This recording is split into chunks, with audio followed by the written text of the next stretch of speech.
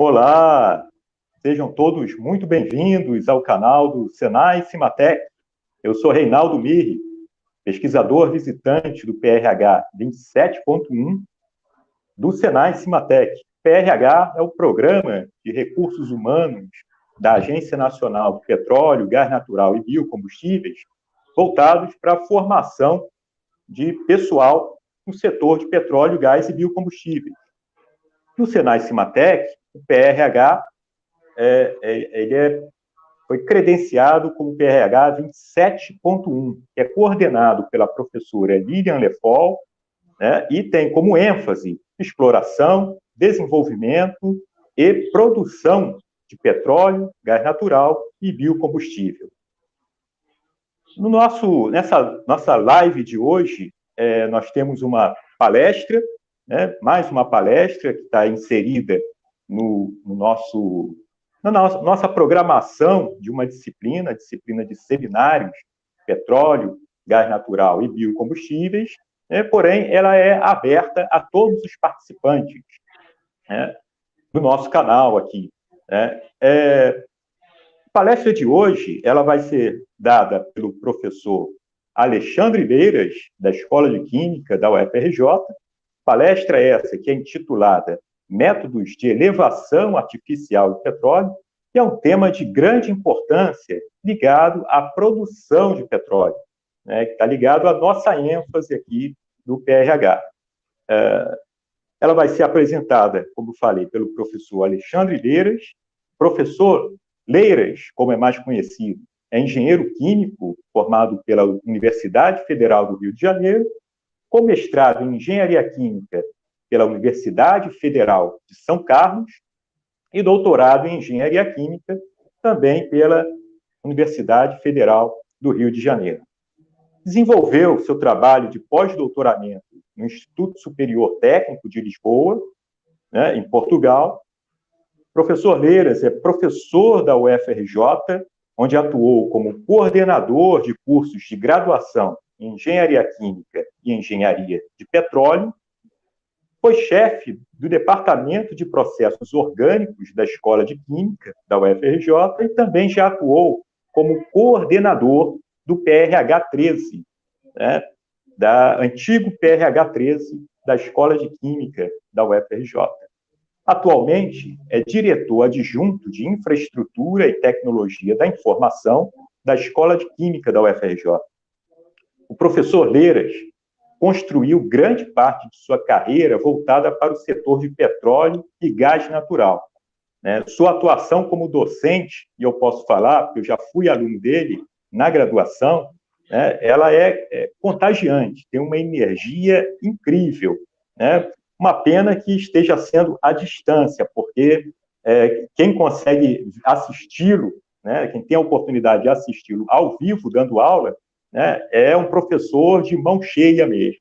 Né? Então, a sua energia, eu acho que a gente vai ter a oportunidade de sentir um pouco dessa energia aqui. Né? Não é a mesma coisa, né, que ao vivo, isso eu posso garantir, né? Mas mesmo à distância, nós vamos ter essa oportunidade de perceber uma capacidade de didática, né, incrível, né, e a energia contagiante desse professor, né, que vem aqui hoje para nos brindar com essa sua aula. Tá? Professor Leiras, é uma satisfação enorme revê-lo, né, saber que está tudo bem por aí. Né? Estamos trazendo, né, aqui a sua contribuição para os nossos alunos, para aqueles que estão nos assistindo também no canal do Senai Cimatec, dentro do PRH, né? E eu tenho certeza que vai ser uma grande aula, mesmo à distância, né? Volto a dizer, não é a mesma coisa, né? Ao vivo é muito melhor, mas é uma grande oportunidade e uma satisfação enorme tê-lo aqui conosco. A palavra é sua e obrigado por aceitar esse convite. Obrigado. Obrigado, Reinaldo. Bom dia a todos. Agradecer ao convite. É uma satisfação encontrar sempre ex-alunos que já estão aí galgando o seu lugar profissional, e aí fico muito satisfeito em te encontrar como pesquisador visitante do PRH, aí do Senai Cimatec, né? Agradecer as palavras de apresentação e tentar transmitir para vocês aqui pela forma remota um pouquinho para colaborar um pouco na construção do conhecimento de todos. Eu preparei uma aula, não preparei um seminário, não preparei uma apresentação. A ideia é a gente falar desde dos sistemas de escoamento da produção, né, até os nossos, né, as diversas metodologias para a gente tirar os fluidos lá do reservatório e chegar até o processamento primário. Tá? A gente vai falar, né, dessa etapa de reservatório até o processamento primário. Então, a gente vai falar um pouquinho sobre os métodos de elevação artificial. Tá? Vou jogar agora a apresentação aqui para vocês.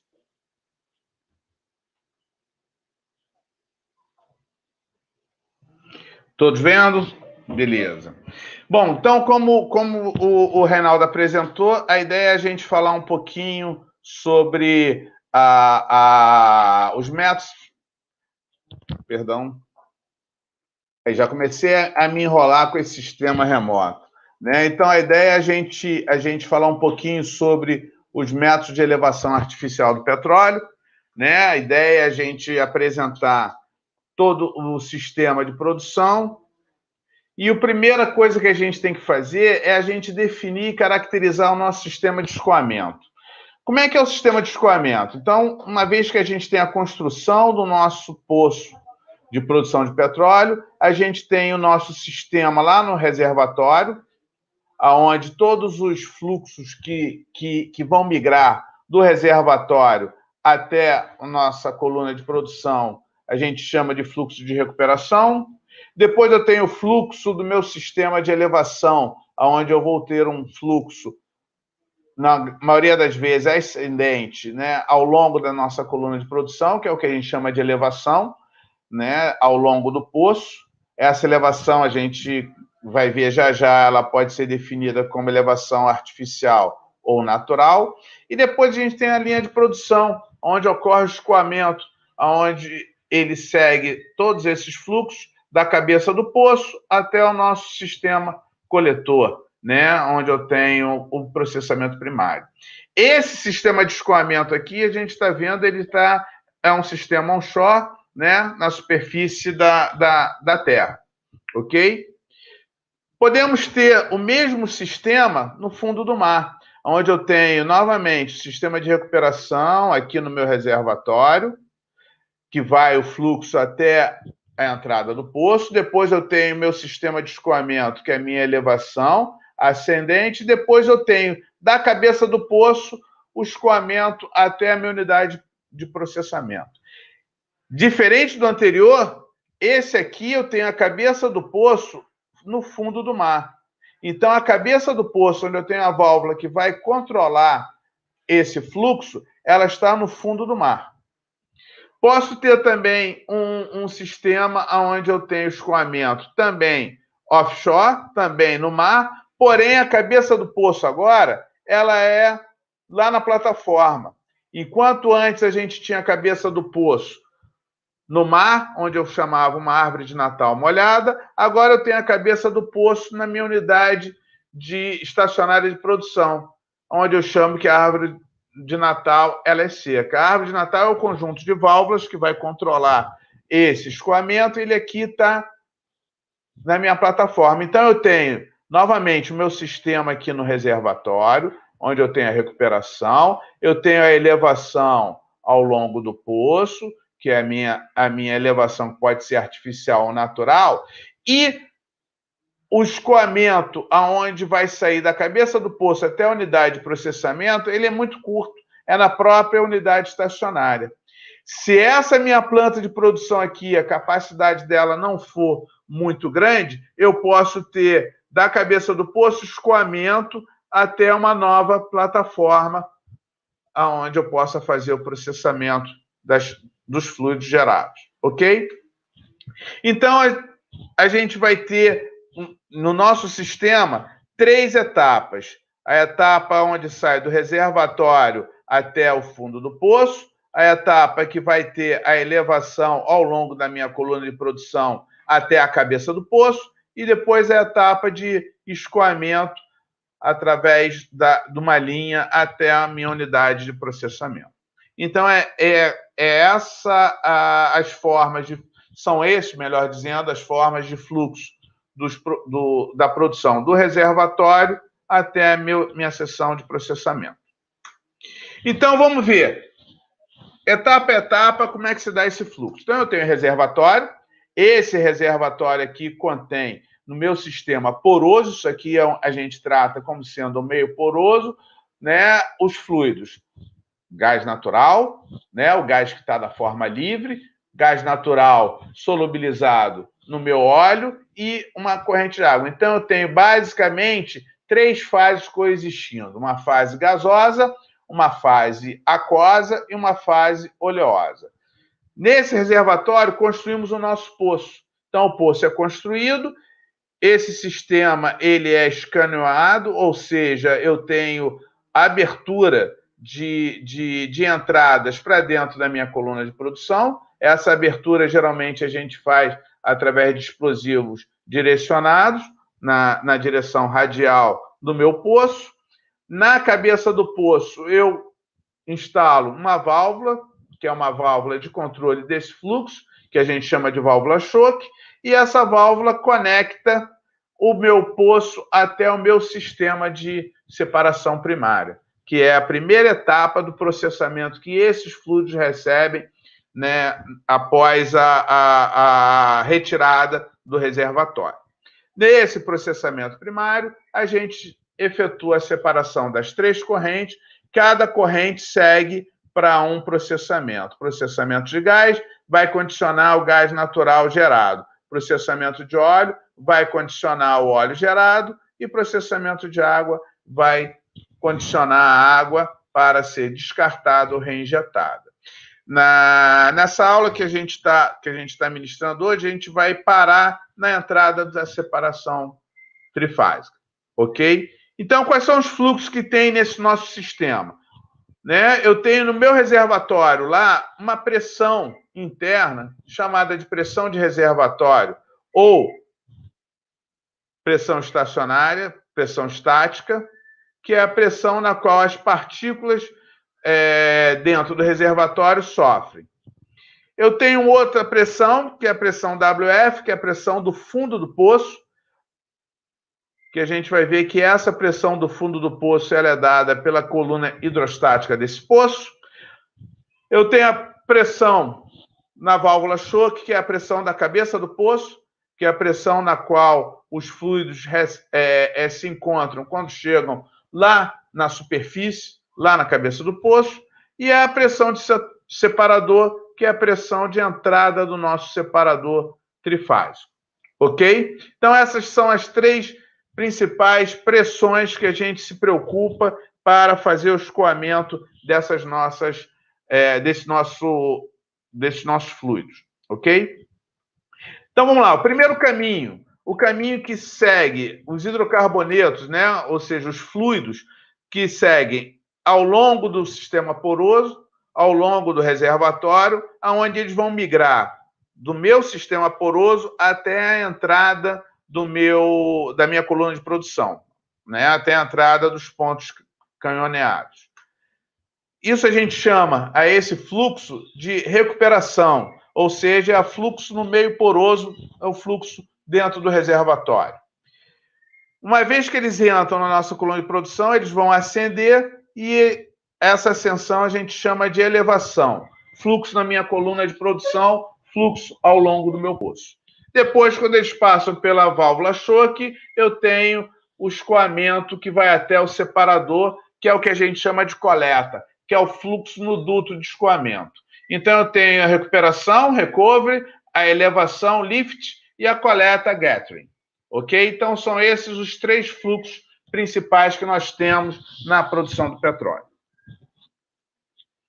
Vamos falar da recuperação. O fluido para sair do meu reservatório e entrar no poço, ele tem que vencer um diferencial de pressão. Lembrando, no reservatório eu tenho uma pressão estática, uma pressão de reservatório, e no fundo do poço eu tenho uma pressão de fundo de poço. Então, para o fluido sair do meu sistema poroso e entrar na minha coluna de produção, ele tem que ter um Drautal positivo, ou seja, a pressão estática tem que ser maior do que a pressão do fundo do poço, de tal forma que ele possa vencer esse diferencial de pressão.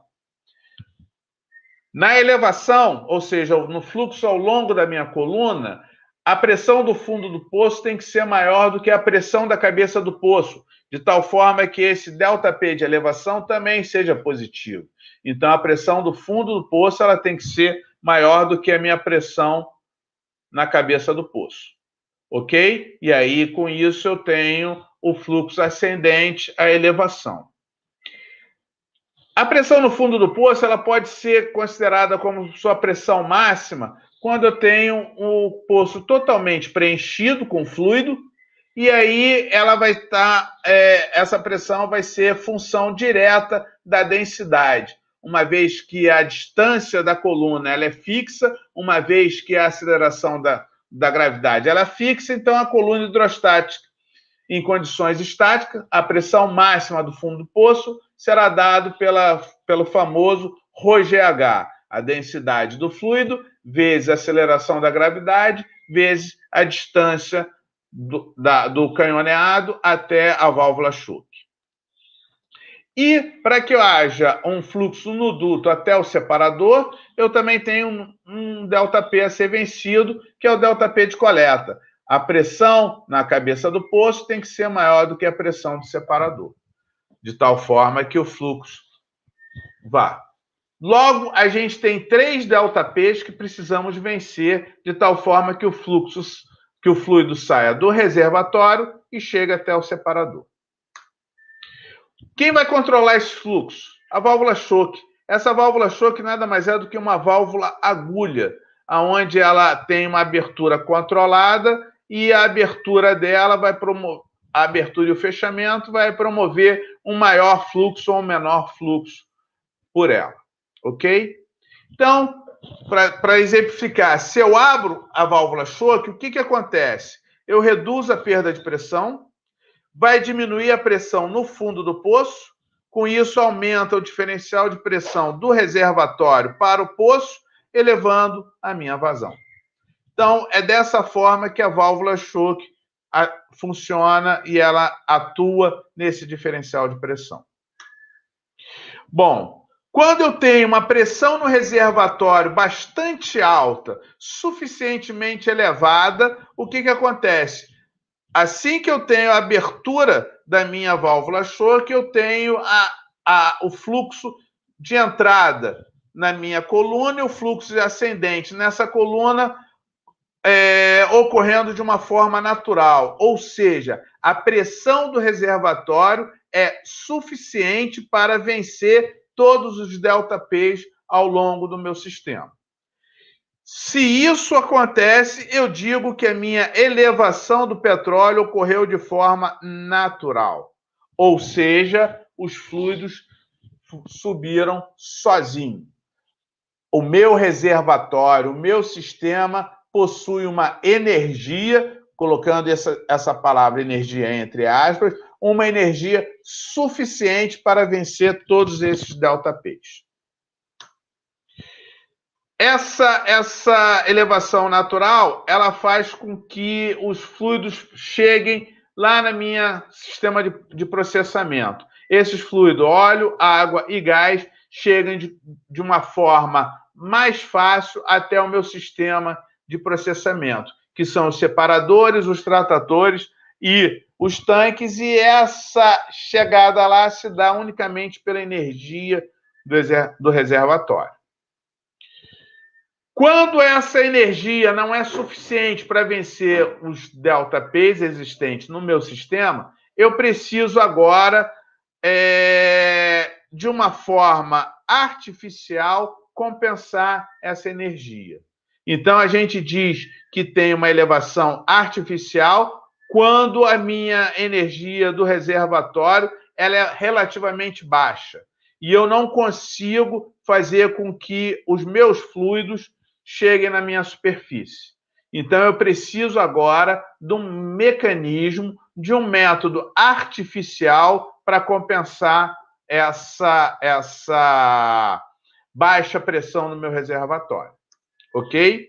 Então, simplificando aqui, a elevação natural é quando a energia do reservatório é suficientemente elevada para que todos os fluidos possam chegar até a superfície.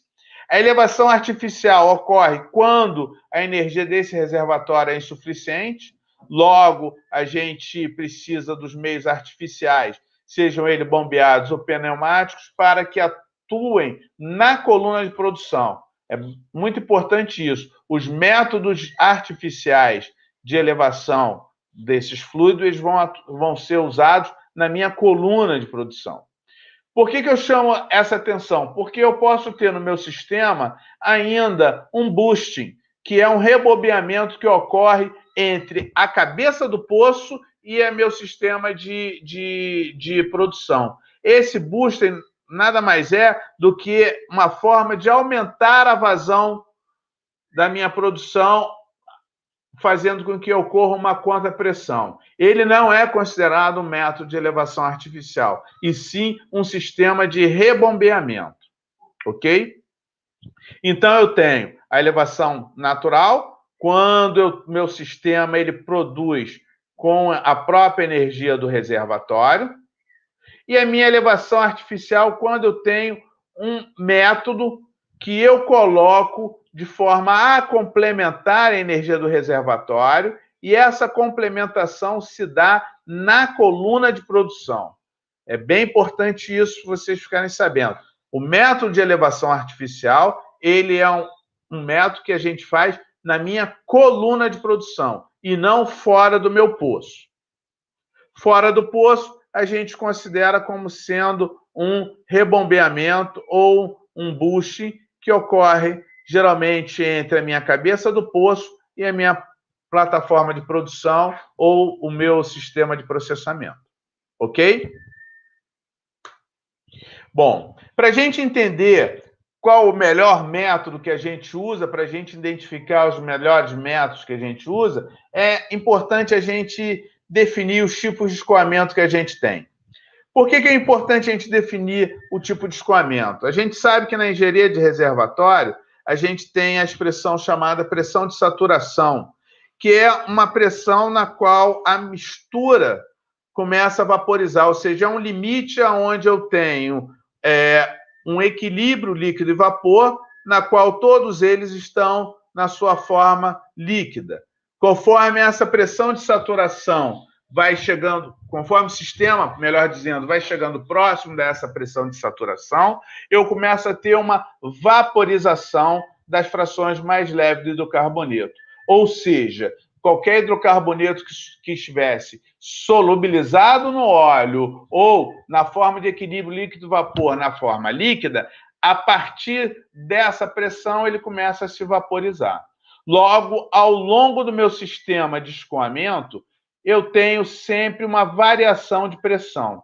Ao variar essa pressão, eu tenho diferentes arranjos geométricos que ocorrem dentro do meu duto de escoamento.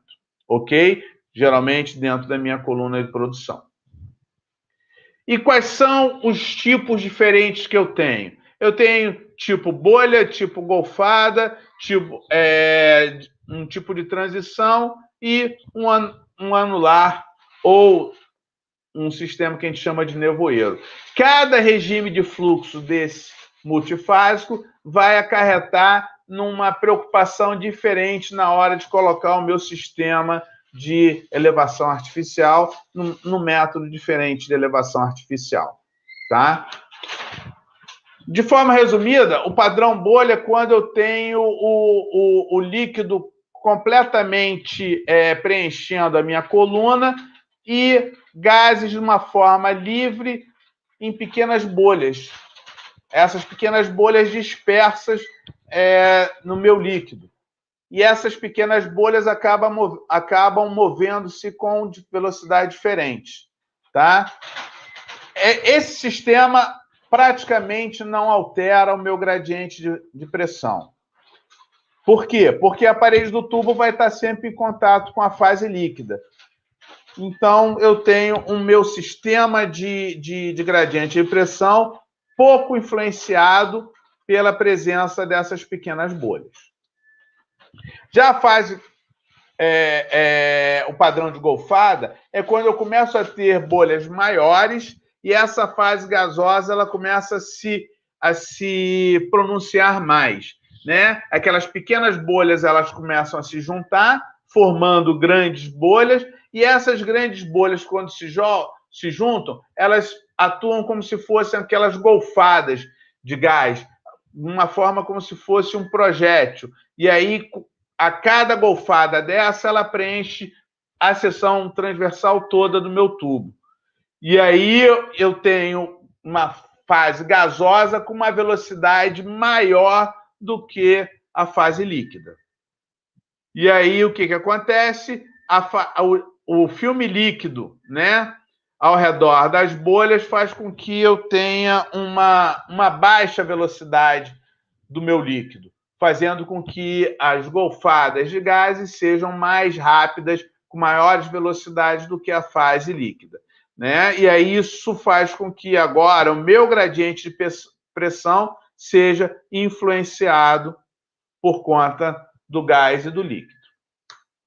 A de transição é quando eu tenho um aumento mais ainda da minha vazão, e aí a golfada começa a ter uma fase de transição aonde eu não tenho mais uma forma característica do meu escoamento, né? Ou seja, todas as fases, tanto gasosa e líquida, elas vão influenciar no gradiente de pressão, até chegar ao meu padrão anular, onde a fase gasosa é uma fase contínua e o líquido agora já começa a ter uma participação na forma de gotas dispersas no núcleo de gás.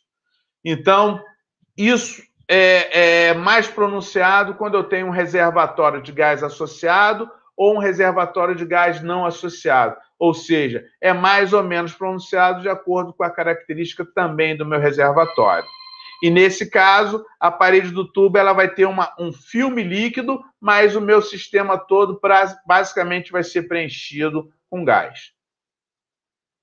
Se eu tiver o meu regime horizontal, ou seja, o meu fluxo horizontal, eu já começo a ter uma fase segregada de gás e líquido.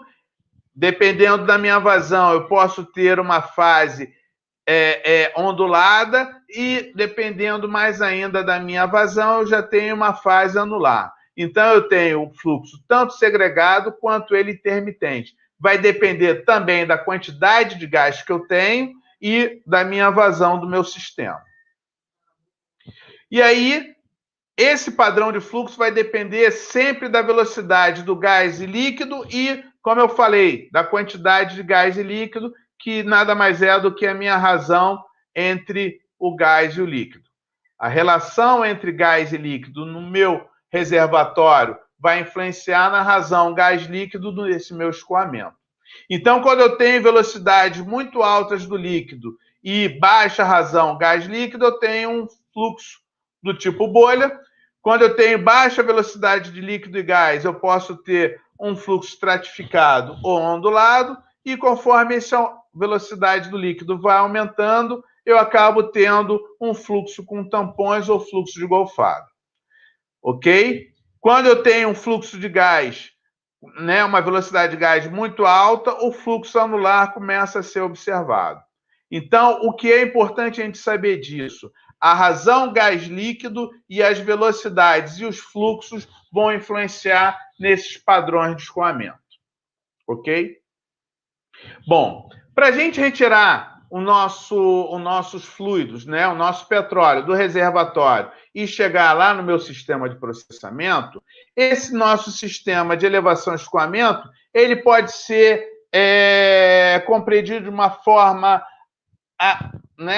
análoga a um bombeamento, onde eu tenho um tanque que preciso bombear esse fluido para um sistema onde eu tenho um outro tanque numa altura pré-definida. Ok? Então, eu posso caracterizar o meu sistema de produção, reservatório, coluna de produção, duto de escoamento e separador trifásico, como sendo um sistema onde eu tenho uma bomba centrífuga que vai bombear o meu sistema de escoamento desses fluidos. Ok? Quando a gente fala que tem uma bomba, né, para qualquer sistema que a gente tem uma bomba, para a gente simplificar o trabalho, a gente considera que eu vou ter um escoamento monofásico, então eu tenho sempre uma curva característica de uma bomba, aonde a gente trabalha com essa curva da bomba para procurar aonde a gente vai operar o melhor ponto do sistema. Então a gente caracteriza o sistema, onde a gente faz uma curva do sistema, e a gente tem pré-definida por projeto a minha curva da bomba, aonde eu tenho no meu sistema uma variação de pressão e vazão, de tal forma que a gente possa caracterizar o nosso sistema e a nossa bomba buscando o ponto ótimo aonde eu tenho interseção dessas duas curvas. É assim que a gente opera num sistema onde a gente vai bombear um fluido de um tanque para um outro, né? Isso em operações unitárias e mecânica dos fluidos, a gente consegue identificar facilmente. Fazendo essa mesma analogia para o meu sistema, para o meu reservatório, a gente pode dizer que a nossa pressão máxima da minha bomba, nossa pressão máxima, ela é a nossa pressão máxima do fundo do poço, ou seja, o ponto aonde eu tenho a minha pressão definida pelo peso específico do fluido, que é o ρGH. Então, considerando o meu tamanho da coluna e o tipo de fluido que eu tenho, eu consigo definir qual é a pressão no fundo do poço. Essa pressão no fundo do poço, ela é a pressão máxima que meu sistema vai obter, tá? Se a gente abrir a válvula toda, a gente leva com que essa pressão no fundo do poço seja praticamente zero. E se a gente fechar a válvula toda, a pressão máxima no fundo do poço ela é dada pelo ρGH, ok? Então, para alterar o ponto de operação, a gente vai alterar aumentando ou diminuindo a vazão de acordo com a abertura da nossa válvula choque. Quando a gente vai no nosso processo, válvula choque não, a válvula da bomba. Quando a gente agora joga essa mesma analogia para o nosso sistema de elevação e escoamento, a gente pode modelar da mesma forma o nosso sistema e a gente pode caracterizar uma curva de perda de carga em função da vazão. Com isso, a gente vai fazer um sistema bem análogo ao do nosso bombeamento dos dois tanques. No nosso sistema, a curva que vai caracterizar o poço reservatório, a gente chama de curva de pressão disponível, que é o que a gente chama de IPR. E já a curva característica do meu sistema de elevação e escoamento é uma curva de pressão requerida TPR. Então, o ponto reservatório coluna IPR e o ponto coluna e o ponto elevação e escoamento até o separador trifásico de curva TPR. Como é que a gente monta cada uma dessas curvas, né?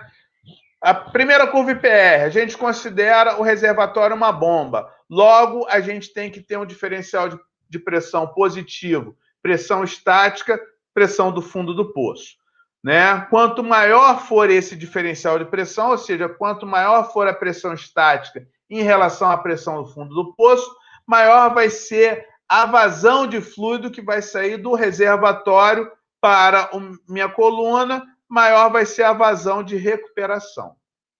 Com isso, eu vou calcular a vazão em função do diferencial de pressão reservatório, fundo do poço, que a gente chamou de drawdown. Se esse escoamento entre esse reservatório e o poço ele é livre de gás, ou seja, quando eu tenho uma pressão de escoamento, uma pressão estática maior do que a pressão de saturação do óleo, ou seja, todo o hidrocarboneto que porventura possa mudar para a fase gasosa, ele continua na fase líquida, eu posso dizer que esse IPR ele é uma relação linear, que é a primeira coisa que a gente faz, a primeira coisa que a gente estuda, de tal forma para facilitar esse nosso sistema. Se o IPR é uma relação linear, eu posso dizer que o meu sistema ele segue essa forma, aonde a vazão será zero quando a pressão do fundo do poço for igual à pressão estática. E a vazão será máxima quando a pressão do fundo do poço for igual a zero. Então, o meu IP linear sempre quando eu considero o meu sistema monofásico, ou seja, todo hidrocarboneto que possa se vaporizar, ele continua na forma líquida, quando a minha pressão do fundo do poço for maior do que a minha pressão de saturação. Ok? Supondo que nessa região a nossa pressão estática e a nossa pressão do fundo do poço, ela tem uma determinada vazão Q, a gente pode dizer que o índice de produtividade do meu poço, ele é uma forma linear e é dada por essa equação, aonde a vazão, ela é sobre o diferencial de pressão, ele vai dar o índice de produtividade. Esse índice de produtividade do meu poço, ele é praticamente considerado como sendo medido em metros cúbicos por dia pela quilograma-força centímetro quadrado, ou seja, a vazão sob a pressão. Também a gente pode considerar como sendo barris por dia sobre o PSI do meu sistema, do meu diferencial de pressão, tá? A gente também considera muito metros cúbicos por dia sobre bar, que são unidades onde os valores numéricos são muito próximos dos que são medidos efetivamente, ok? Isso significa que num determinado poço, com índice de produtividade de 30, ou seja, 30 metros cúbicos por dia por quilograma-força centímetro quadrado, se eu reduzo essa pressão de escoamento usando uma bomba, onde eu consigo reduzir para 50 quilogramas-força, significa que eu vou aumentar a minha produção 50 vezes, ou seja, aumento a minha produção para 1.500 metros cúbicos por dia. Ok? Então, é dessa forma que a gente define o índice de produtividade que a gente quer, sabendo a vazão do nosso sistema e o ΔP do nosso sistema. Isso considerando um escoamento monofásico, onde eu tenho uma relação linear, direta, entre a vazão e o diferencial de pressão. Ok? A curva TPR característica do meu sistema, a gente já vai considerar agora o trajeto do fundo do poço até a minha estação de produção. Isso a gente leva considerando a perda de carga do meu sistema em função da nossa vazão. É um cálculo mais complexo, porque nesse ponto eu já considero que eu tenho escoamento multifásico. Por quê? Porque eu, na saída da cabeça do poço, eu já tenho um diferencial de pressão que ocorre uma vaporização da parcela mais leve de hidrocarboneto, e aí, ao longo desse meu escoamento, a minha pressão vai caindo, fazendo com que aumente a quantidade de hidrocarboneto na forma vaporizada. Logo, ocorre uma gasificação das frações de hidrocarbonetos da base oleosa, fazendo com que a fração do gás aumente nesse meu escoamento ao longo do meu duto até chegar ao meu sistema de produção. Além disso, ao longo da vida útil do meu sistema, ou seja, do meu reservatório, eu tenho uma quantidade maior de água sendo produzido, fazendo com que eu tenha um aumento da quantidade de emulsões no meu sistema. Esse aumento da minha emulsão no meu sistema vai alterar a viscosidade da minha fase líquida. Alterando a viscosidade da minha fase líquida, aumenta o atrito viscoso, fazendo com que eu tenha um ΔP também de fricção. Logo, a queda de pressão ao longo do tempo no meu duto de escoamento vai ser função do ΔP de elevação, do ΔP de fricção dessa fase mais viscosa e o ΔP de aceleração do escoamento. Ok? Então, a partir de agora, a gente começa a ter um sistema que vai ficar um pouco mais complexo para a gente trabalhar. E aí, levando em conta todos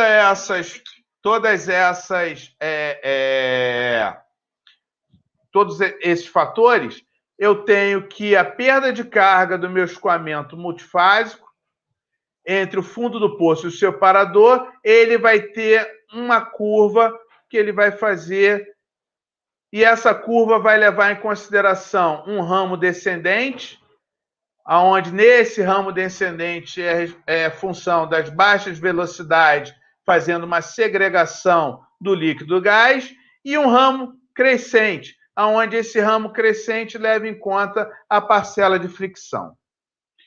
Logo, nesse meu sistema TPR, eu tenho nessa inversão entre os ramos descendente e o ramo ascendente, a minha vazão limite de surgência. Ou seja, é a vazão aonde eu tenho o limite da minha surgência natural, o limite da minha elevação natural. Ok? Bom, com isso, uma vez a gente definiu desses dois sistemas, IPR e o TPR, a gente faz o acoplamento dessas duas curvas. No ponto onde eu tenho interseção dessas duas curvas, do IPR e do TPR, a gente tem a vazão de elevação, ou seja, a vazão aonde a gente considera que esse nosso poço ele é surgente. Ele possui uma produção por elevação natural. Então, uma vez que eu construo a minha curva IPR e a minha curva TPR e eu tenho um ponto de equilíbrio, um ponto de interseção, eu tenho uma vazão definida para uma determinada pressão máxima de fundo de poço e o meu sistema ele é produzido por elevação natural. Se essas duas curvas elas não se interceptam, se na hora que eu vou colocar o meu sistema não há interceptação da curva IPR com a curva TPR, esse meu poço não consegue produzir por elevação natural. Ele não consegue produzir por surgência, logo eu preciso colocar um sistema para auxiliar essa elevação, onde eu coloco um método de elevação artificial. Ok? Mas eu posso ter uma outra característica também do meu sistema, quando ocorre a interceptação da curva de IPR com a curva de TPR no ramo descendente. Se isso ocorre, eu tenho um sistema que vai produzir de uma forma instável, e essa produção acaba se dando através de uma golfada, ou seja, o líquido se acumula no fundo do poço, esperando que ocorra um bolsão de gás suficiente para empurrá-lo. Logo, é um sistema que também vou precisar ter um método artificial, nesse caso, para favorecer o controle dessa minha produção. Ok? Então, quais são as estratégias que a gente tem para definir o IPR do meu sistema, ou seja, o IPR do meu poço? Eu tenho duas formas da gente definir essa IPR, duas formas para a gente determinar essa IPR. Uma quando eu estou fazendo o projeto do poço e outra quando o meu poço já está produzindo. Quando eu estou fazendo o projeto do meu poço, eu posso estimar, ou seja, eu faço uma estimativa dessa curva de PR, considerando o meu sistema monofásico, ou usando correlações matemáticas, caso ele seja multifásico, ou por simuladores de fluxo no meu sistema poroso. E aí, com isso, eu calculo as produtividades, ou seja, os IPs, por meio das propriedades do reservatório, onde eu tenho lá a pressão estática do meu reservatório, tenho as características do meu fluido e tenho as características do meu poço. Isso tudo eu posso projetar já para definir um sistema de produção. Já quando o poço está existente, ou seja, ao longo da vida útil do poço, eu posso ter um ΔP descendente, ou seja, uma queda da pressão de produção do meu reservatório. Aí eu pego testes de produção, onde esses testes de produção são testes onde eu vario a produção ao longo do tempo e, com isso, vou medindo qual é a pressão que eu vou obtendo. Então, eu vario a vazão e meço a pressão a cada variação de vazão. Com isso, eu vou fazendo uma curva de IPR desse meu sistema e, com isso, eu busco uma correlação e um modelo que melhor se adapte ao meu sistema, às minhas propriedades do reservatório. Já em relação à curva TPR, eu posso projetar o poço sempre construindo já uma curva TPR. Com isso, eu vou predizer quais são as vazões que eu quero de produção. E essas vazões levam em consideração todas as fases de vida produtiva do meu poço. Para fazer essa construção, a gente leva em consideração um conjunto de ábacos. Eu vou já mostrar a vocês uma referência na qual a gente já tem ábacos definidos que levam em consideração pressão do fundo de poço, profundidade dos canoneados, o grau API do meu óleo, o diâmetro do meu poço, a densidade do gás, temperatura média do fluxo, BSW e a razão gás líquido. Isso tudo já existe, já foi definido de forma empírica, onde a gente possui vários ábacos que correlacionam todos esse conjunto de dados. Ok? Então, vamos exemplificar. Né? A gente vai exemplificar como é que a gente constrói uma curva IPR e como é que a gente define qual é o ponto de produtividade desse meu sistema. Então, vamos lá. Eu vou considerar aqui um gás presente no óleo, ou seja, um sistema multifásico, onde a minha pressão estática ela é menor do que a pressão de saturação, logo está coexistindo no meu sistema gás e líquido. Para esse sistema multifásico, a gente possui diversos modelos. O modelo mais usual para a construção do IPR é um modelo de Vogel. O modelo de Vogel é esse aqui, onde ele define a vazão e a vazão máxima. Lembra que essa vazão máxima ela ocorre quando a pressão do fundo de poço é igual a 0. Ela vai ser igual a 1 menos 0,2 multiplicado pela razão pressão do fundo do poço, pressão estática, menos 0,8, que multiplica o quadrado da razão pressão do fundo do poço, pressão estática. Esse meu reservatório, eu tenho a minha característica do óleo, onde nas condições de reservatório a pressão de saturação do óleo é de 270 bar, e defino como sendo, eu meço a pressão estática do meu reservatório, 240 bar. Em engenharia de reservatório, a gente sabe as metodologias usando o que eles chamam de óleo vivo, através de uma célula PVT, a gente consegue definir qual é a pressão estática do meu reservatório. A gente considera esse reservatório produzindo a 480 metros cúbicos por dia para uma pressão de fundo de poço de 120 bar. Isso são dados que foram dados num teste de produção. Usando esse modelo de Vogel, a gente chega à vazão máxima de 686 metros cúbicos por dia. Com isso, a gente constrói a nossa curva IPR com essa vazão máxima. Ou seja, tirei a vazão máxima usando o modelo de Vogel para um teste de reservatório, um teste de produção que me deu para 120 bar 480 metros cúbicos por dia. Com isso, eu tenho a minha equação da PR. Vou montar a curva da PR. Eu tenho duas formas de montar essa curva. Ou eu vou arbitrar valores para a vazão de 0 à vazão máxima, ou eu vou arbitrar pressão de fundo do poço de 0 a 240, que é a nossa pressão máxima, que é igual à pressão estática do reservatório. E aí, através desse modelo, eu tenho a minha curva de PR definida. Veja que o modelo ele não é linear, logo a minha curva ela não é uma reta. Ok?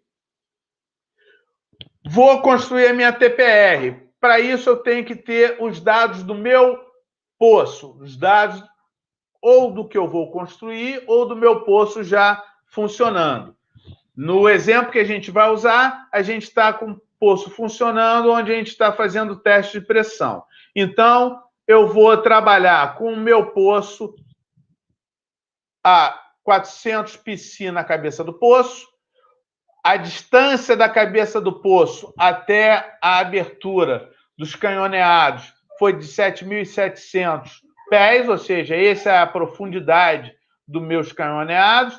O diâmetro da minha coluna é de 2,7 de polegadas, o diâmetro interno de 2,5 de polegadas. O óleo que eu estou produzindo ele tem um grau API de 35. A densidade do gás gerado de 0,6, a temperatura média de escoamento de 150 Fahrenheit, o BSW de 0% e a razão gás líquido de 500 pés cúbicos por barril. Esses são os dados. Através desses dados, a gente procura um conjunto de ábaco. Esse livro aqui, né, a tecnologia de métodos métodos artificiais de elevação, né, escrito por Brown e Baggs, que é a bibliografia mais usual para quem trabalha com escoamento multifásico e métodos de elevação, ok? A gente vai procurar ábacos para vazões de 50, de 100, 300, 400, 500, 600, 800, 1.000, 1.500, 2.000 e 3.000 barris por dia. Então, essas são as vazões que a gente vai usar para montar a nossa curva TPR. Então, vamos lá. Eu vou pegar o ábaco para 3.000 barris por dia, né? E vou jogar aquelas informações. 400 PSI, diâmetro interno de 2,5, profundidade de canhoneados 7.700, óleo de 35 API, densidade do gás 0,6, temperatura de 150 Fahrenheit, BSW de 0% e 500 pés cúbicos por barril como razão gás líquido. Então, eu procuro um determinado ábaco e acho esse ábaco. Vamos lá. Esse ábaco ele mede a pressão do fundo do poço em função da profundidade, ok? E as linhas, né, que presentes nesse ábaco, elas relacionam a razão gás líquido. E esse ábaco aqui, ele é o mais próximo da minha realidade. É um ábaco para 140 graus Fahrenheit, próximo da temperatura média do fluxo que a gente tem de 150. Então, eu pego aqui nesse ábaco, venho com a minha pressão, 400 PSI, desço verticalmente até atingir a curva da razão gás líquido que eu tenho de 500. Quando eu atinjo essa curva de gás líquido, eu vejo qual é a distância na qual essa pressão atinge, né? Qual é a distância da cabeça do poço. Deste ponto onde eu tenho medido a minha cabeça do poço, eu acrescento a distância dos canhoneados, ou seja, deste ponto eu vou adicionar os 7.700 pés. Vou adicionar os 7.700 pés, cheguei ao ponto dos canhoneados e faço agora o inverso. Sigo de uma forma horizontal até atingir o 500 de razão gás líquido e subo verticalmente até medir a minha pressão. Então, a minha pressão nesse fundo de poço vai ser 2.780 psi. Então, eu já tenho o primeiro ponto. Qual é o primeiro ponto? 3.000 barris por dia de vazão e a pressão do fundo do poço de 2.780. E aí eu construo para cada, eu procuro ábacos para cada uma das vazões que eu defini e vou construindo a minha curva de TPR. Então, como eu já tenho a minha curva de IPR e eu tenho a minha curva de TPR construída, eu vou acoplar uma na outra. Ao acoplar uma na outra, aqui é o exemplo para os outros dados de TPR que a gente vai construindo, que a gente vai buscando. E aí eu construo e acoplo a minha curva de IPR na minha curva de TPR. E aí, nesse ponto aqui, eu tenho qual é a minha vazão ótima de operação do meu sistema. Esse meu sistema ele vai ser produzido por surgência, vai ser produzido por elevação natural. Ok? Se eu não tivesse condições de produzir por elevação natural, haveria necessidade de colocar um método, colocar uma tecnologia para fazer elevação artificial destes meus fluidos, óleo, água e gás, lá do reservatório até minhas facilidades de produção. E aí, esse método vai fazer com que eu diminua a minha curva de TPR, ou seja, é um método que a gente usa para manipular a minha curva de TPR. E esse método pode ser tanto um método pneumático quanto um método bombeado. Dependendo desse método que a gente usa, a gente vai maximizar a pressão requerida, vai minimizar a pressão requerida ou vai maximizar a pressão disponível, ok? Então, esses dois métodos que a gente tem são esses, o método pneumático e o método bombeado. Cada um deles atua de uma forma diferente. O método pneumático, ele diminui a nossa pressão requerida. Ou seja, ele joga a curva de TPR para baixo. Ele pode ser basicamente uma injeção de gás. É um gás lift que pode ser contínuo ou intermitente. Já o método bombeado, ele é um método que vai fazer com que eu eleve a pressão disponível.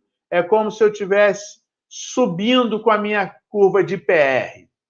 E ele, geralmente, esse método bombeado, os mais usuais, é um bombeamento mecânico, é um bombeamento por cavidade progressiva ou é um bombeamento centrífugo submerso, ok? Conhecido como BCS. Já o sistema de bushing, aquilo que eu falei, é o bombeamento que é fora do poço. Ele não é considerado um método de elevação, mas um método para promover um aumento da minha pressão do meu sistema. Ok? Então, o que é o gás lift? O gás lift é um método de elevação artificial na qual a gente vai injetar um gás no meu sistema. Essa injeção de gás a gente vai fazer na minha coluna. É como se eu estivesse diminuindo a minha densidade aparente do fluido. Eu estou tornando o meu fluido, entre aspas, mais leve. Tornando ele mais leve, estou diminuindo a minha pressão no fundo do poço. Ok? Então, no fundo, eu estou pegando essa curva aqui de TPR e estou fazendo com que ela caia na minha interseção com a minha curva IPR. Essa é a minha função do gás lift, ok? A preocupação que eu tenho é de fazer essa interseção no ramo ascendente e não no ramo descendente, fazendo com que a minha pressão disponível seja menor, ok? Então, eu tenho, para o exemplo anterior, a minha curva de IPR, eu estou jogando agora o gás líquido, estou fazendo com que a minha pressão requerida seja menor, a minha pressão requerida, isso mesmo, seja menor, fazendo com que a minha vazão aumente. Logo, a gente também pode usar um método de elevação artificial também num poço que está produzindo por surgência, por elevação natural. Ou seja, com isso, a gente maximiza a nossa vazão do meu sistema. Logo, o método de elevação artificial não necessariamente eu uso somente para poços que não têm elevação natural. Eu também posso pegar um poço que tem elevação natural, colocar um método artificial, com isso eu maximizo a vazão do meu reservatório, a vazão da minha produção, e acaba acarretando o quê? Também um aumento da minha vida útil. Ok? Quais são as vantagens? Eu posso ter uma faixa alta de vazão aonde ele pode ser aplicado. Ele também pode ser aplicado em altas profundidades. Ele é o mais confiável de todos os métodos. Faz com que a minha necessidade de espaço para equipamento diminua, ou seja, o equipamento é reduzido, faz com que as dimensões e a área ocupada no meu sistema de produção não seja tão grande, e é o mais usual em postos marítimos, sendo hoje em dia o método responsável pela maior produção que a gente tem em relação a todos os sistemas de elevação artificial. As vantagens é que eu tenho um custo elevado, porque eu tenho que ter um sistema de compressão para injetar esse gás. Ele é ineficiente quando eu tenho óleos pesados e tenho muita produção de água no meu reservatório. Ele precisa que eu tenha uma alta pressão de fluxo no fundo, e ele acaba potencializando um risco de formação de hidrato que pode ocorrer por conta dessa injeção de gás. Tá? Eu tenho dois tipos: o contínuo, que vou injetar gás continuamente, e o intermitente, que vou fazer golfadas de gás ao longo do meu sistema. Tá? Então, eu vou injetar o gás no meu sistema, na minha coluna, de uma forma contínua, com válvulas específicas. Tá? E, geralmente, esse sistema de injeção de gás, ele pode ser colocado em vários pontos da minha coluna, mas a gente costuma usar principalmente nos pontos mais ao fundo da minha coluna de produção, tá? Geralmente, eu vou ter um sistema de abertura e fechamento dessas válvulas de injeção através de um diferencial de pressão que ocorre dentro da minha coluna. A gente, de uma forma que a gente possa visualizar, eu vou colocar um videozinho rápido para vocês entenderem como é que está ocorrendo a produção de gás, né, a injeção de gás na minha coluna.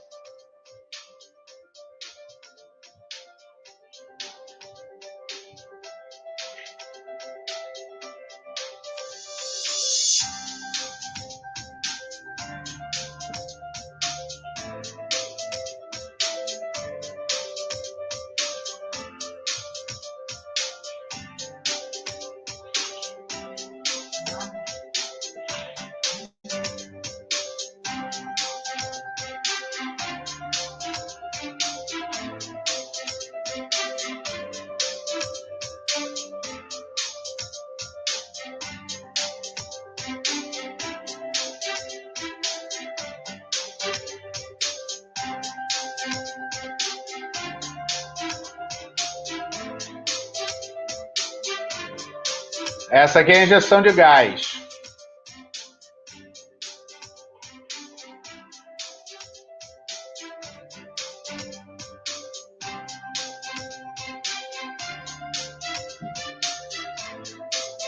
Então, o gás vai entrar por uma abertura aqui, dentro do injetor na coluna. Com isso, ele vai injetando o gás na coluna.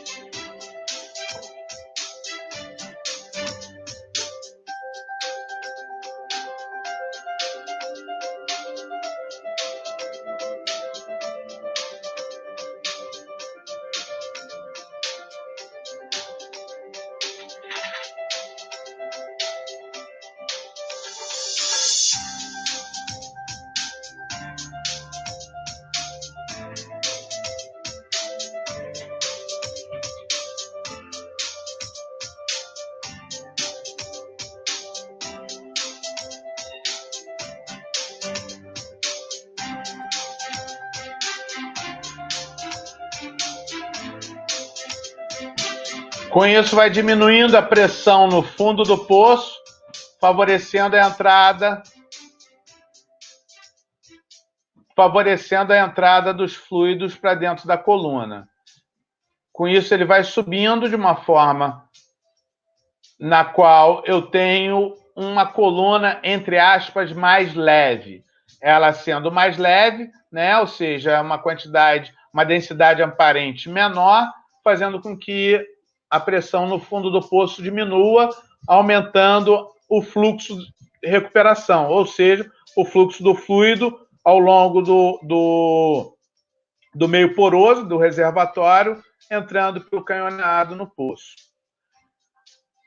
É bom salientar que a injeção do gás ela é feita na própria coluna pela parte mais externa, ou seja, pela parte de fora, pela parte anular, né, do meu poço. Esse sistema aqui está mostrando que o controle dessa injeção pode ser feito de forma remota, onde aqui eu tenho um sistema de injeção de gás num poço em terra.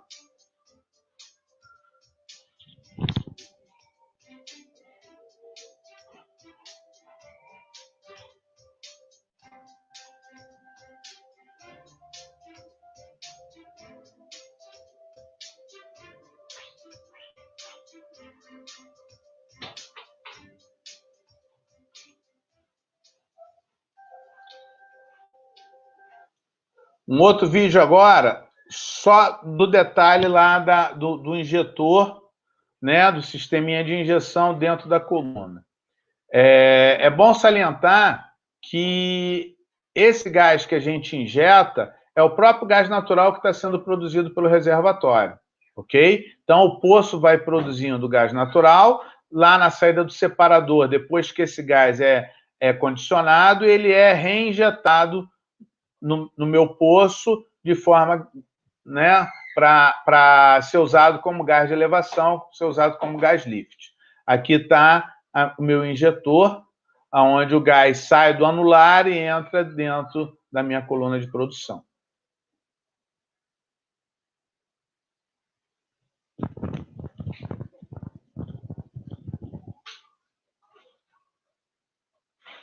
Conforme vai diminuindo a pressão no fundo do poço, vai aumentando o fluxo dos hidrocarbonetos do reservatório para dentro do poço. Com isso, novamente, a coluna vai ficando mais leve, promovendo uma ascensão, uma elevação dos fluidos mais facilmente. Ok?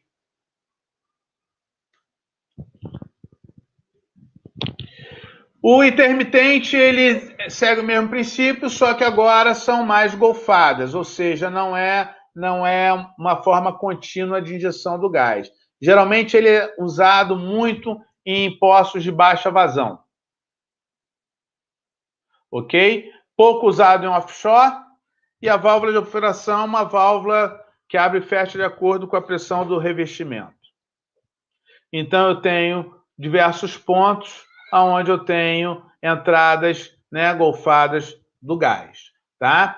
É bom salientar que a gente usa a mesma metodologia que a gente usou para construir a curva TPR e IPR, a gente usa para definir quais os melhores pontos para colocar esses injetores de gás, de acordo com a pressão que a gente quer que atinja naquele ponto.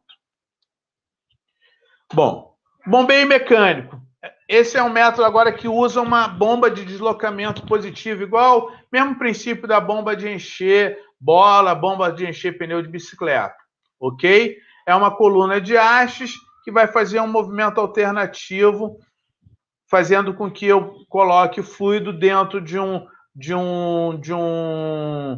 uma área e essa área vai ser escoada para frente, tá? Qual é a vantagem, né? É um método de elevação artificial bastante utilizado, principalmente onshore, para poços rasos e vazões médias, geralmente onde não há planta de gás para fazer o processamento, fazer a separação do gás, a gente usa esse sistema, e ele é um sistema de bombeamento que tem menos problema se tiver gás, ou seja, ele dificilmente vai ter uma cavitação da mesma maneira quando comparado a um de cavidade progressiva ou centrífuga, ok? Quais são as desvantagens? Ele basicamente é limitado a onshore, em superfície, por conta do seu tamanho, do seu sistema. Ele é limitado a poços rasos, ou seja, quando eu tenho baixas vazões, mas grandes profundidades, a eficiência desse meu sistema cai. Ele é inadequado para poços desviados, ou seja, geralmente é usado somente para poços verticais. Ele é inadequado quando eu tenho uma produção grande de areia. A gente sabe que quando a gente produz muita areia, a gente precisa ter um sistema de retenção dessa areia, né? E esse bombeamento mecânico perde eficiência nesse tipo de poço. E ele é inadequado também para quando eu tenho uma produção muito grande de parafinas que se depositam ao longo da minha coluna de produção. Então, esse bombeio mecânico é aquele conhecido cavalo de pau, muito comum quando a gente vê filmes americanos que passam campos de petróleo, principalmente lá na região do Texas e da Pensilvânia. Ele é uma unidade de bombeio onde eu preciso ter um motor, seja ele elétrico ou um motor a explosão, na qual essa unidade de bombeio vai ser acionada por esse motor, e esse motor vai acionar, através dessa unidade de bombeio, um sistema lá de pistão e válvula, aonde vai ocorrer o deslocamento que a gente chama de deslocamento positivo, tá? E aí eu tenho dois cursos nesse meu sistema de bombeio, um curso ascendente e um curso descendente, tá? No curso ascendente eu preencho a determinado espaço, determinado volume com fluido, e no curso descendente eu tenho a expulsão desse fluido para a minha coluna de produção, ok? Vamos ver também um filme como ocorre isso no meu sistema.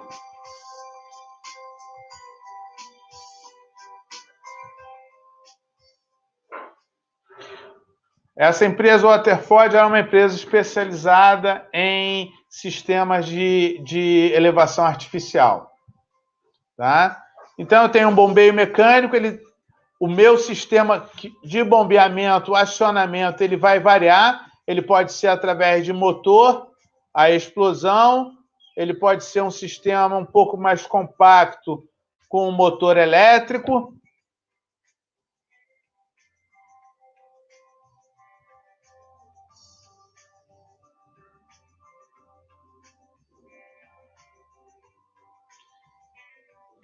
Sendo que esse motor é o responsável por fazer esse acionamento,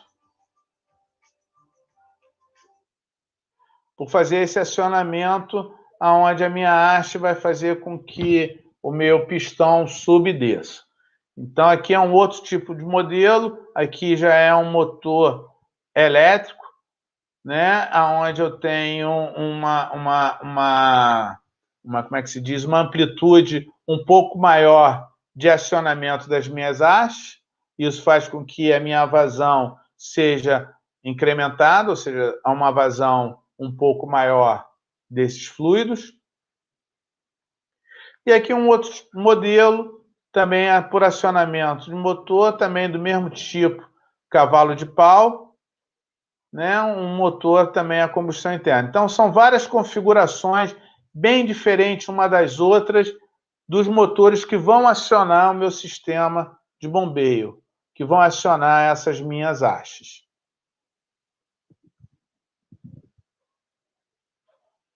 Ok? Então, esses são os sistemas diferentes que a gente tem, mas o princípio do bombeamento lá dentro da minha coluna de produção é o mesmo. Eu vou fazer um deslocamento positivo, onde eu vou preencher um determinado volume com o fluido através do acionamento das válvulas e do meu pistão. Então, eu preencho o meu volume quando eu estou no fluxo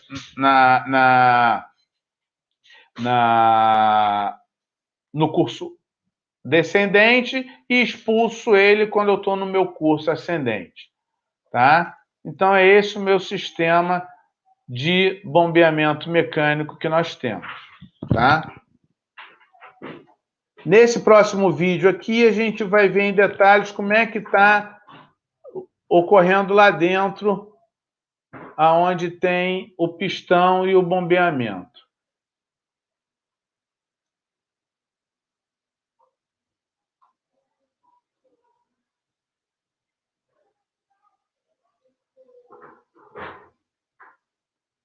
Então, eu tenho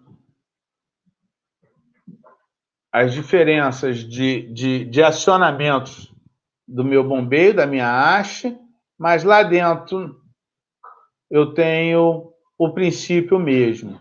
Eu vou fazer o preenchimento do meu volume lá através do pistão abrindo e fechando continuamente.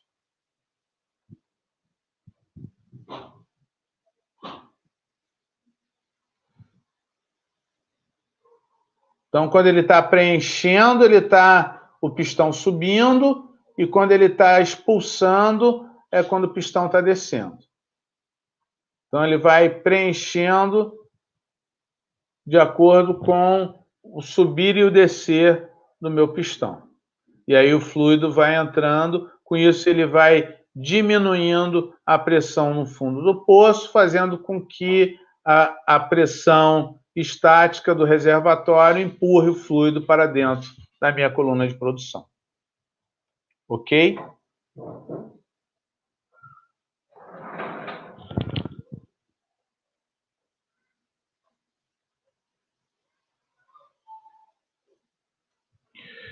Agora eu tenho mais dois outros métodos de bombeamento. O de cavidade progressiva, que também é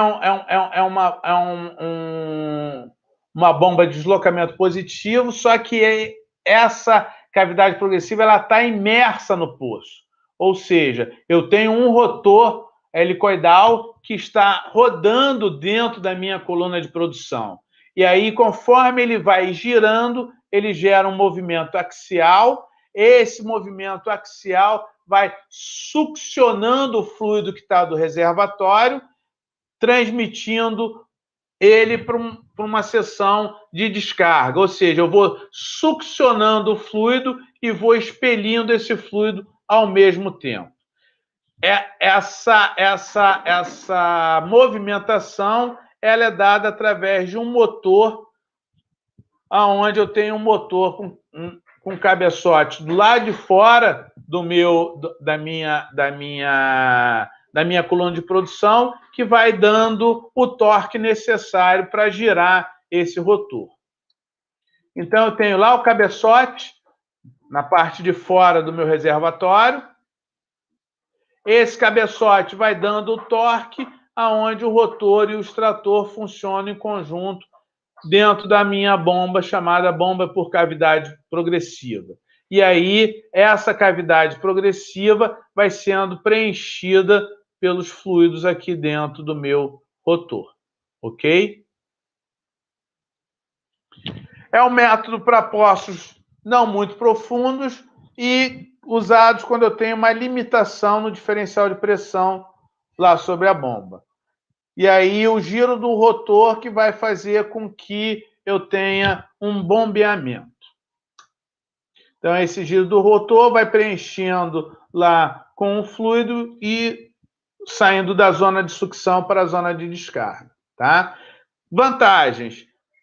Fluido abrasivo e viscoso, eles são excelentes, porque a composição desse meu rotor extrator não é prejudicada por esses fluidos.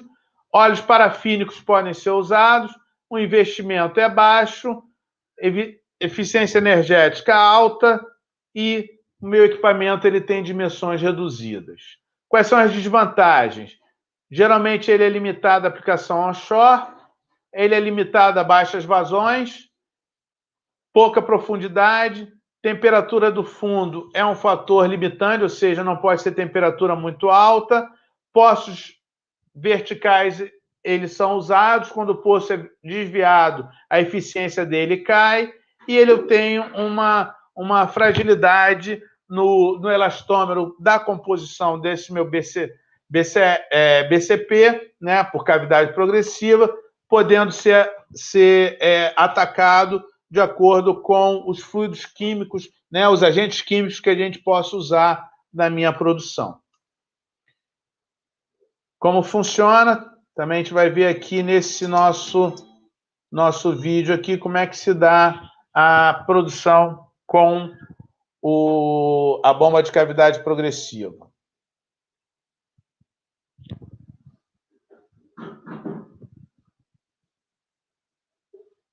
Então, eu tenho o cabeçote. Esse cabeçote aqui é o que vai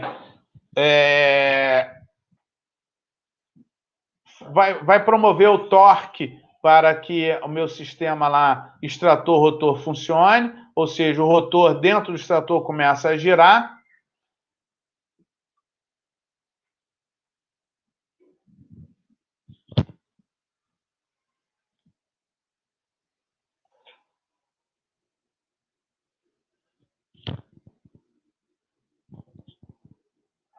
Então, conforme ele vai girando, ele vai preenchendo aquelas cavidades que tem dentro do rotor. Então, ele vai preenchendo com o fluido, fazendo uma sucção desse fluido que está no reservatório para dentro da minha coluna de produção. Então, conforme ele está girando, ele vai preenchendo aquelas cavidades presentes no meu rotor com o fluido. E aí, aquele sistema helicoidal que ele vai tendo, vai fazendo com que o fluido vá subindo. Segue mais ou menos o princípio daquele parafuso sem fim, muito usado em silos de grão, onde ele vai girando e os grãos vão preenchendo as bandejas de baixo para cima conforme ele vai girando. O princípio basicamente é o mesmo, onde a gente tem o preenchimento dessas cavidades com os fluidos até chegar na superfície esses fluidos para serem escoados e separados, ok? Aqui também um vídeo, né, onde a gente vai focar somente o ponto onde eu tenho o preenchimento dessas cavidades progressiva com os fluidos.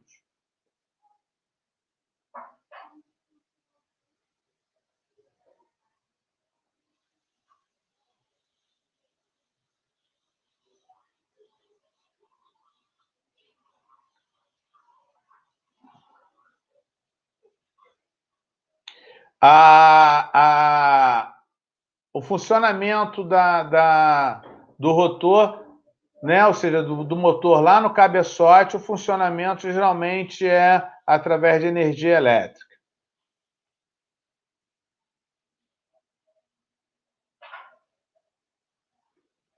Nesse caso, o acionamento do rotor se dá fora da coluna, tá? O acionamento é com cabeçote. O rotor é colocado junto com o extrator no fundo do poço, mas o acionamento dele é feito externamente. O cabeçote, que é onde tem o motor que vai fazer com que o rotor e o extrator girem. Ok? E para finalizar, o bombeamento centrífugo submerso, BCS. Esse BCS é uma bomba que é colocada lá dentro, uma bomba do tipo centrífuga, onde essa bomba funciona através de um cabo elétrico que vai dentro da minha coluna de produção, geralmente sempre pelo espaçamento anular, né? Essa energia elétrica, ela se transforma em energia mecânica nesse motor que fica lá no fundo da coluna, e aí a gente vai fazer a transmissão da energia do fluido na forma de pressão, né? Fazendo com que esse fluido se eleve até a superfície. Então, eu tenho um cabo elétrico acionando a bomba que está lá dentro da minha coluna de produção. Geralmente, esse sistema necessita de um separador de gás do fluido para não ocorrer cavitação e minimizar a eficiência da minha bomba, e o motor fica lá basicamente próximo à minha entrada dos canhoneados, ok? E aí eu tenho um sistema centrífugo que fica submerso na minha coluna. Quais são as vantagens? Posso usar em poços profundos, porque ele vai ficar lá no fundo e o acionamento dele será através de um cabo elétrico. Geralmente eu posso usar ele em poços com alta razão água-óleo, ou seja, é um poço onde essa alta razão água-óleo não vai influenciar na performance do meu bombeamento. Ele tem uma alta resistência à corrosão e geralmente ele é bastante econômico em poços que eu tenho fluido com alta viscosidade e altas temperaturas, ou seja, a eficiência dele não é afetada pela essa alta viscosidade nem essa alta temperatura. Desvantagem, geralmente eu tenho um custo inicial elevado, eu tenho um problema quando eu tenho muito gás produzido, né, nesse meu reservatório, então alta razão gás líquido já diminui a eficiência do meu sistema. Eu também tenho problema em poços que são produtores de areia, ou seja, meu sistema de gravel pack tem que minimizar essa produção de areia e eu preciso que a minha fonte de eletricidade seja estável e confiável. Como funciona?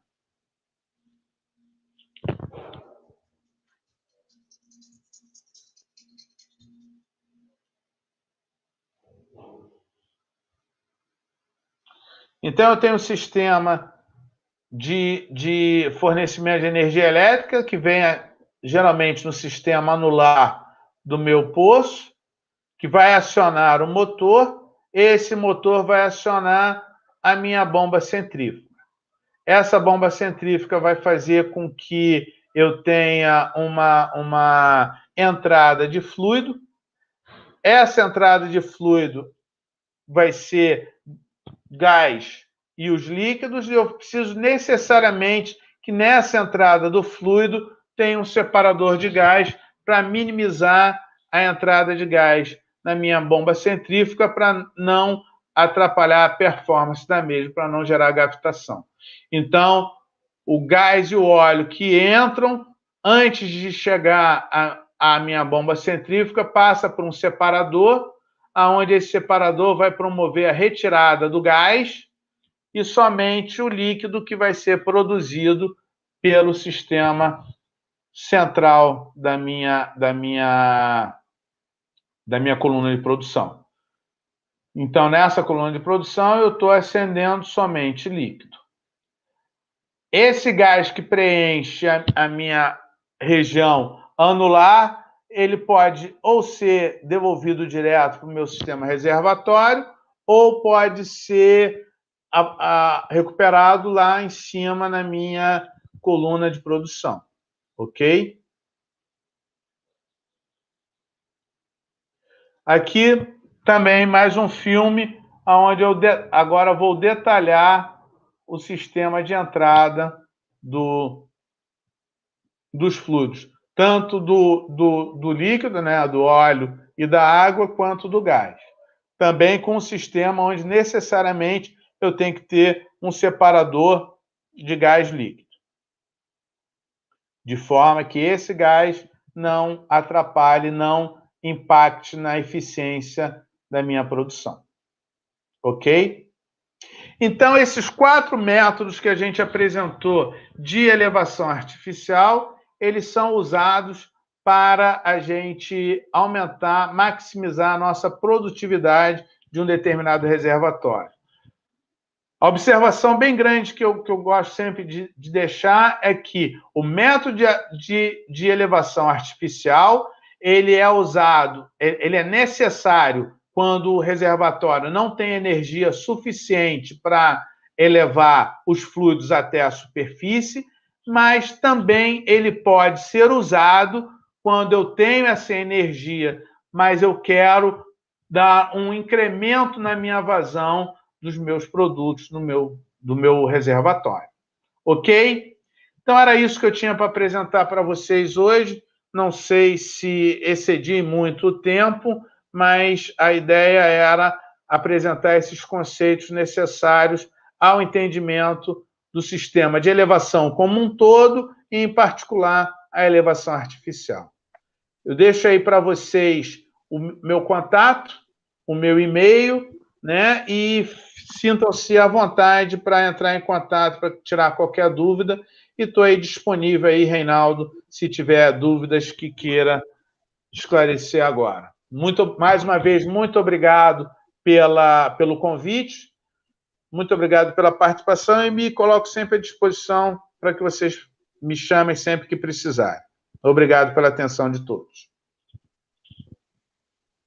Professor Leiras, que maravilha, aula fantástica mesmo, como sempre, né? Cheio de exemplos, até vídeo agora, né? Então, aula muito rica em informação, né? Didática, como sempre, como eu falei, né? Já sabia disso, né? Então, para mim não foi surpresa. Muita informação.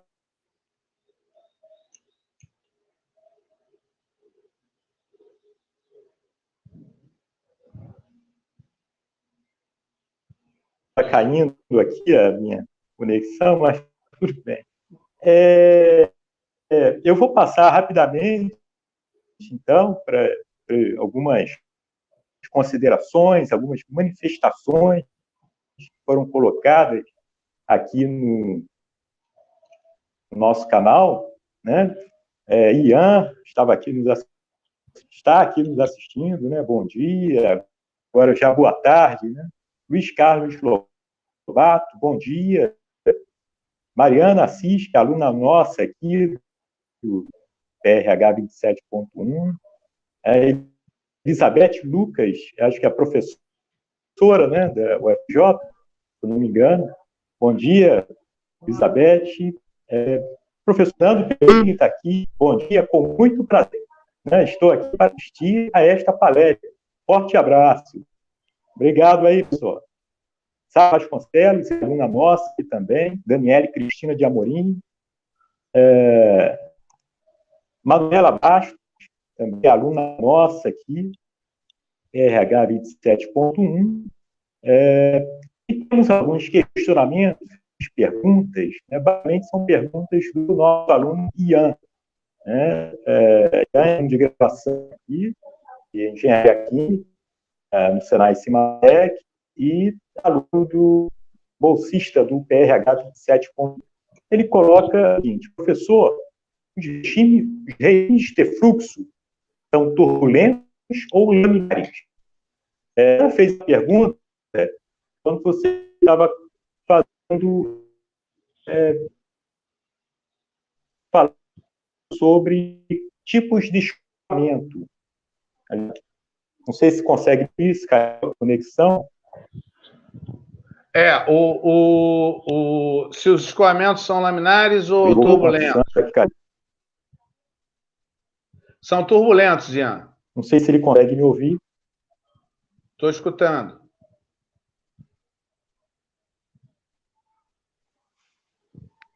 Eu ver. Professor Alexandre? Estou escutando. Está me escutando? Não sei se ele consegue me ouvir, né? Eu estou te ouvindo, estou te ouvindo. A pergunta do Ian é sobre os regimes de fluxo, se são turbulentos ou laminares. Não sei, eu não consigo vê-lo aqui. Faz parte de uma live, né? O escoamento é turbulento. Aqui a minha conexão está legal. Eu estou te escutando, algum problema. Ah, tá. Então ele já está me respondendo. Tá, tudo bem. Porque acho que a minha conexão aqui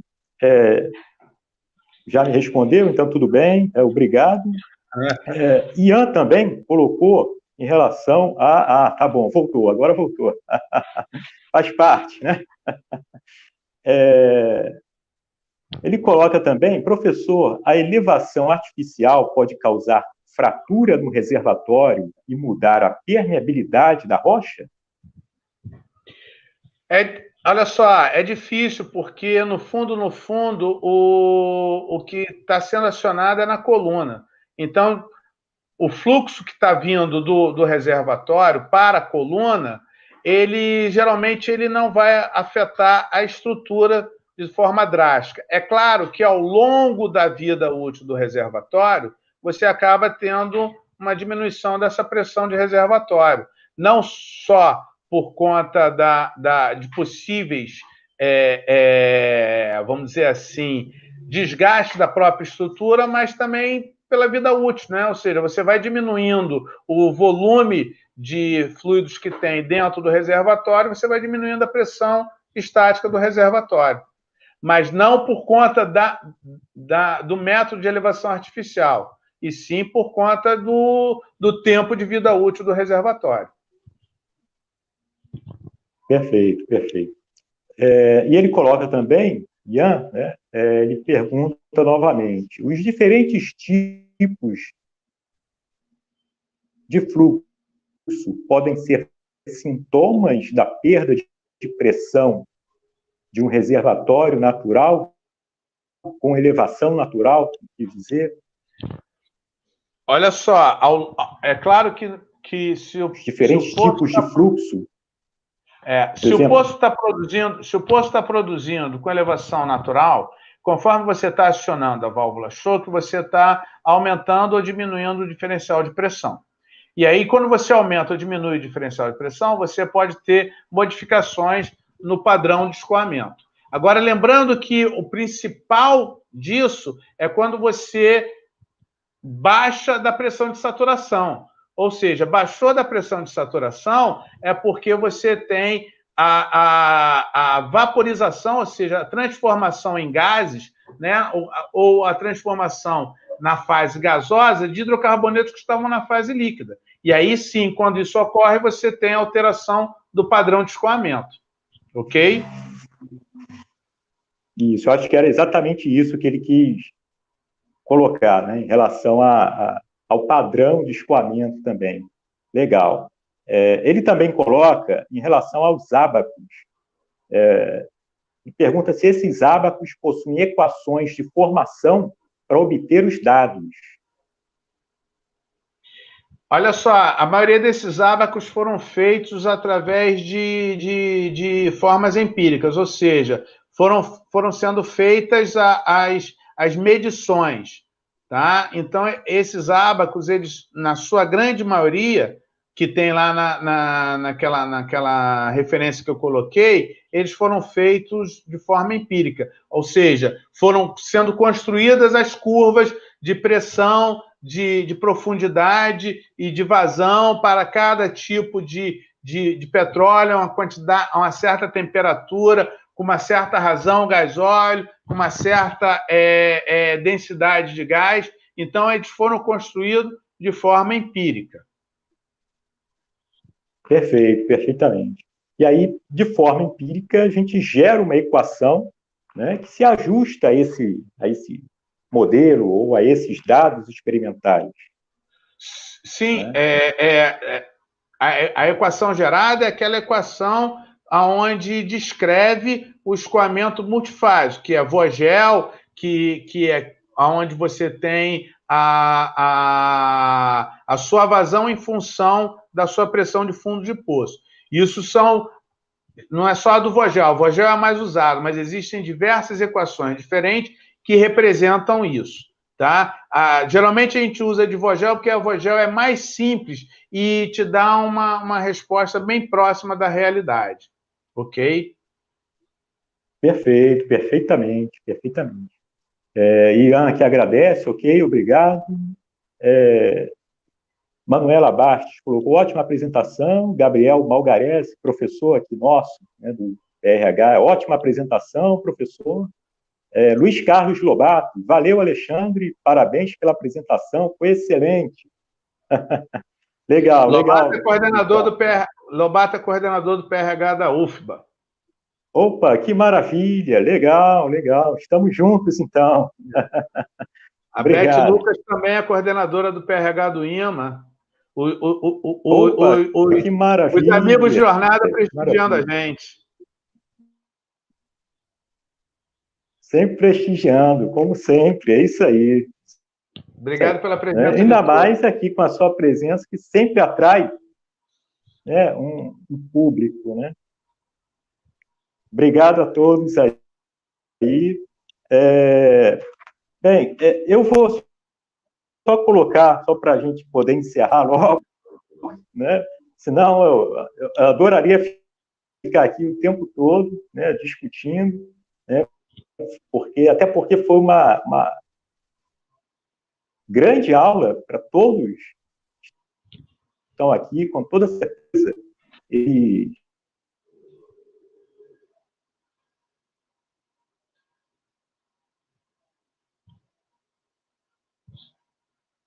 acho que você caiu de novo. Acho que travou de novo.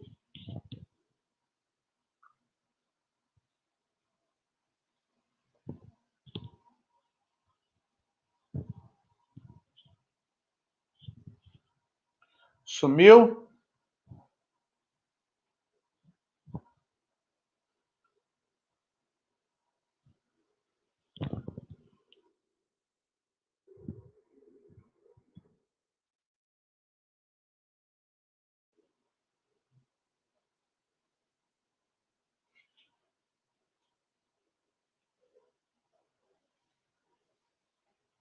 Acabou?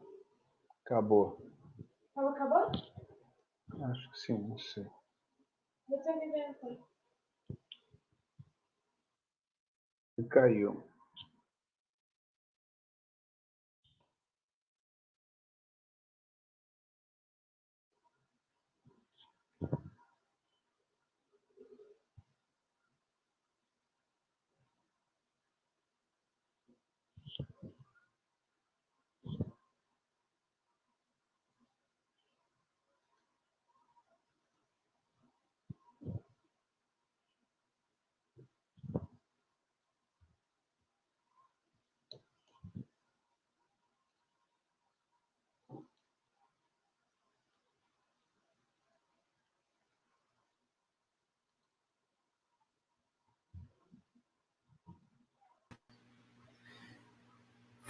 Tudo bom, professor? Voltei aqui que o Reinaldo teve um problema, então vou fazer aqui o encerramento junto com o senhor. Eu agradeço a sua participação, foi uma ótima palestra, uma ótima aula mesmo, aprendi muito. Os vídeos bem interessantes, que dá, né, uma noção melhor para a gente. Muito obrigado mesmo pela presença, certo?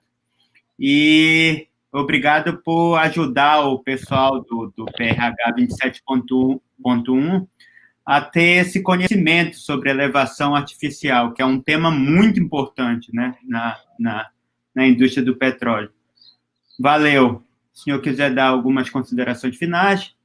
Não, só agradecer mais uma vez o convite, agradecer a presença aí dos colegas, dos alunos e colocar à disposição aí quando vocês precisarem. A gente está aí sempre...